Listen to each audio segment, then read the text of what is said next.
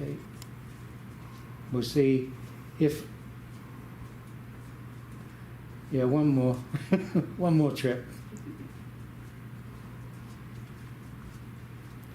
Okay, so there's no question. I don't know if you're seeing that at that end. Just, back? yeah, go back that way again. She has a sway to the left, right? Decreased arm swing. Yeah, so that suggests that we have a short leg on the left. So, can you see that from there? Let me get you standing here.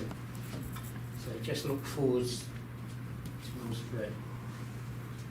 If I look at her feet, something's wrong here, because if I look at this foot compared to this one, the right foot appears to be twisted. And yet she has a lateral limp. She deviates to the right when she's walking. That suggests that that should be flat,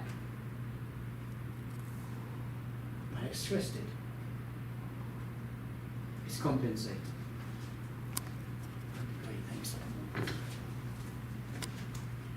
That's why it's good if you can get into the habit of looking at somebody's gait, and the total focus is not on their trunk, not on their pelvis, it's on their head.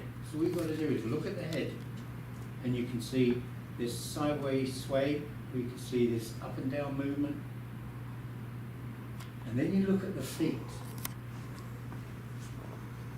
See, is that caused by the feet? Is that caused, that lateral limp, is that a splaying mortise? Because that would answer the question very quickly. But no, we look at her feet, and it's twisted.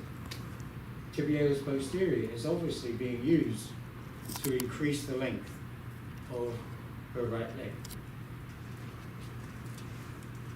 And the importance here is that try and compare the limp with what you see in the feet,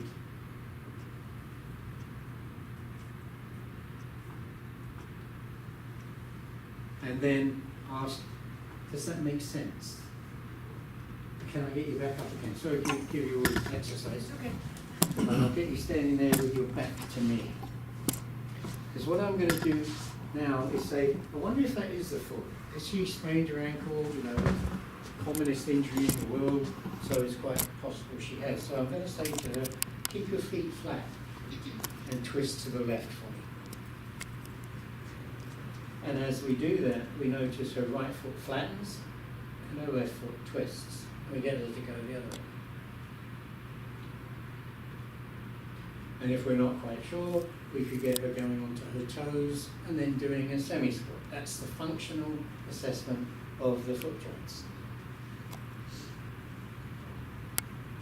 And the answer is yes, she can actually flatten. So it's not that she's done something to her foot and twisted it. So the last place I'd be looking would be in the feet. And there are some instances that we're going to see, especially in the hip dysfunction that occurs secondary to lumbar instability, that yes, the foot is flat. We can see it's flat. We see her shifting over to that side. That's different. So you've always got to compare what you see in walking with what you see in standing. The other thing is to see if you can get an idea. So we take imagine a central point on her head and drop it down. And it's going to come about here, which is slightly closer to the right foot than the left foot. So again, the line of gravity suggests she's got a short limb, a functionally short limb.